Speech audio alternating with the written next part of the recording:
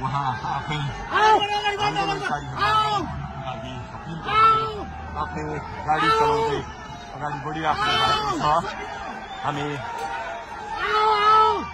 दुर्गा प्रसादसँगै अगाडि बढिरहेका छौँ।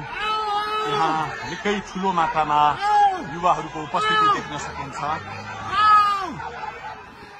निकै ठुलो मात्रामा युवाहरूको उपस्थिति, प्रहरीको बार तोडेर दुर्गा प्रसाई आफै अगाडि बढ्दै हुनुहुन्छ। प्रहरीलाई गाडीले पेलेर दुर्गा प्रसाई अगाडि बढ्दै हुनुहुन्छ। अगाडि बढ्दैछौँ।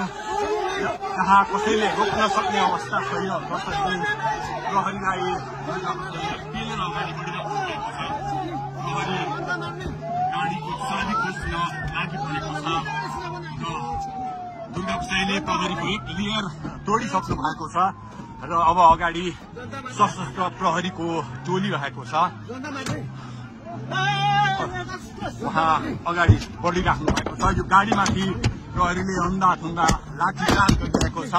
तपाईँ देख्न सक्नुहुन्छ दुर्गा प्रसाईको गाडीलाई प्रहरीले रोकिराखेको अवस्था। उहाँले यो प्रहरीका सम्पूर्ण सुरक्षा घेरा तोडेर दुर्गा प्रसाई अगाडि बढ्नु भएको छ र यति बेला तीनखुनेको यो पुलबाट अगाडि बढिसकेको छ। यो दृश्य अगाडिपट्टि